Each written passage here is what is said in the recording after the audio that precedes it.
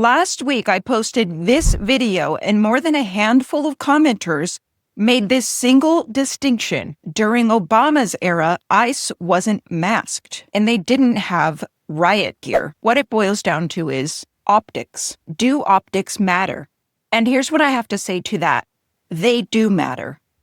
But something else that's happening here also matters. And I think we should talk about it.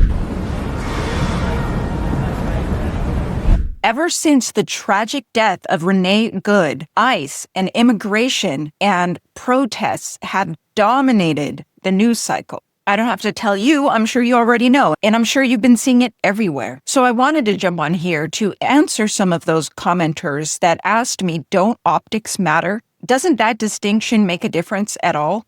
And all I can really say to that is, yes, of course that matters. But here's the thing, that's one small, albeit powerful, element to what's happening. But the question we should be asking is, what else is happening? Now, if we were to look at how we as humans process information and experience things, we might think about a layered process, right? So right at the bottom, we would say there's emotion, the emotional processing of information that's coming at us. And if we went to the next level of that, we would say facts and fact checking. And then if we went even higher than that, we would say framing, how something is being framed and asking why. And then if we were to go even higher than that, we would look at things from a bird's eye view. At bird's eye view, now we're looking at all of the pieces of the puzzle. Now we're considering patterns. Now we're considering context. Optics are largely effective at the emotional layer. So let's be real about what's happening here. The optics are bad. So just to get some definitions around it, I went into Google and I just simply asked, why does riot gear and masks stoke fear? Riot gear and masks stoke fear because they dehumanize the wearer, create an atmosphere of intimidation, and signal an impending escalation of violence. So this is undeniable. Of course, the optics are bad. But here's the thing. We can acknowledge that and not stay at that emotional layer. I always say that two things could be true at the same time. ICE could be abusing their power, but ICE could be also responding to attacks. So if we don't allow ourselves to just stop at optics and we go back to the earlier question of what else is happening, we just might find some other interesting details. Now, Bill O'Reilly is like an old school pundit, but he said something in this interview that I think is really worth considering. I'm going to ask you a provocative question. Uh-oh. Has immigration become a loser of an issue, not with the Trump base, but with independents? I don't know that. Polling on it is all over the place, but I can tell you the Democratic Party has switched from affordability to illegal immigration. That is the hill they're fighting on now. It might change. They might switch back. But right now, the Democratic Party believes that because of the death of Renee Good, and that struck particularly women voters in an emotional way, they can capitalize on that. Now, Bill didn't say this word, but this is what it sounds like to me. Strategy.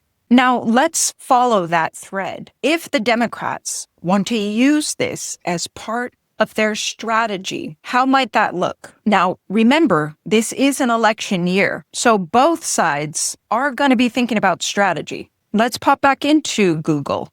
Politicians use current events as a core component of their strategic toolkit to shape public opinion, boost visibility, and influence policy. They align their messaging on top-of-mind issues, often using social media and strategic drops to control the narrative. Now, keeping that in mind, I came across this video yesterday of Jillian Michaels talking about this same topic, and she pulls a lot of these threads together. There are absolutely real villains here, but they aren't Ross or Good. Good believed that she was doing something righteous. She was encouraged by activists and leaders who framed law enforcement not as human beings operating inside a legal system, but as embodiments of oppression itself that has to be resisted at all costs. She believed that she was standing against evil. Let me read you just a few quotes from Democratic politicians, okay? Let's take a look here. We're going to start with Governor Tim Walz.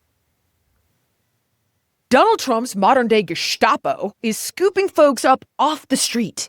They're in unmarked vans wearing masks being shipped off to foreign torture dungeons.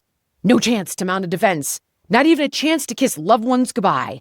Just grabbed up by masked agents and shoved into those vans and disappeared. Stephen Lynch, Democrat. When you compare the old films of the Gestapo grabbing people up off the streets of Poland, and you compare those to the nondescript thugs, it looks like a Gestapo operation. John Larson, Democrat.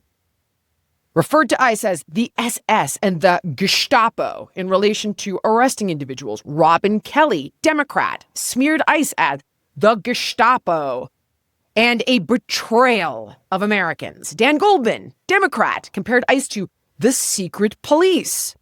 Seth Moulton compared ICE to Adolf Hitler's secret police, also a Democrat, of course. Governor Gavin Newsom.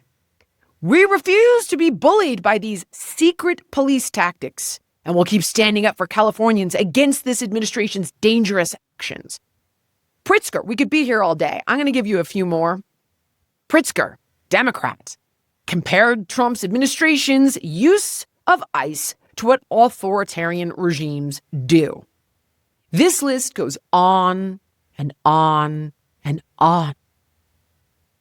This kind of gives you a little bit of a picture. If you're considering that there's some strategy also involved here, like as what Bill was saying, is this going to be the hill that they're going to fight on? ICE and immigration being that driving force to, I don't know, maybe affect elections that are coming later this year? Could that be why we're seeing it all over the news and all over social media? I mean, we have been bombarded with this topic ever since this happened. It's almost as if nothing else is happening. So if we are to follow this thread of strategy, what are some other questions we might have? Well, we might want to know about the recent history, as in what did Democrats say not long ago about this same topic? Are they consistent, or is it unusually amplified right now? Bill Clinton, he deported or returned 12 million people. Obama deported and returned 5 million people. Trump is not even at 1.5 million. And no, they didn't all get due process. In fact, Bill Clinton worked with a Republican Congress to pass a law that deprived anyone within 100 miles of any U.S. border who'd been in the country less than 14 days a courtroom. Obama expanded that law. So for everyone who's mad about Alligator Alcatraz, let's also not forget that Obama was the one who built the cages at the border.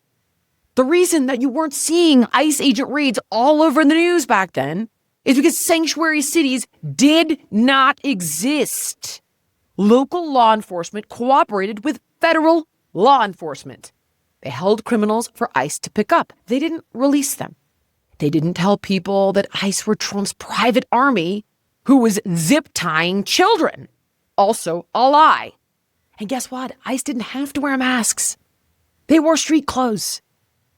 They didn't need to wear riot gear. No riot gear. Wake up. You're being manipulated. The same people who are now calling enforcement fascism built the enforcement system.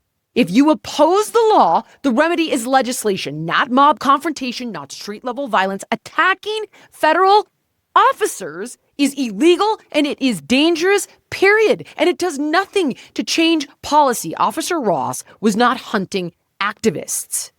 ICE agents enforce federal immigration law passed by Congress, not invented by presidents, not invented by Trump. None of this is to minimize the optics. None of this is to justify any abuses of power. None of this is to say that everything ICE does is right and okay, because I'm sure that's not the case. But I'm also sure that they are also receiving a lot of attacks. And I think it just makes sense that that's going to affect the optics. Just as Jillian points out here, If there's no riots, then you don't need riot gear. Just remember, guys, there's always a cause and effect. There's always an action and a reaction. When these videos are floating around, and there's a lot of them, I'm seeing them every day, are you seeing action or are you seeing reaction? Well, if you made it to the end of this video and if you got any value out of what I was saying, then please do me the favor, hit like and subscribe and maybe share it with someone that you think might find it interesting. I'm a really small channel and I'm trying to grow, and I actually have been getting a lot of growth in this last week. So thank you to all my subscribers. And otherwise, stick around because I'm going to have a lot more videos coming.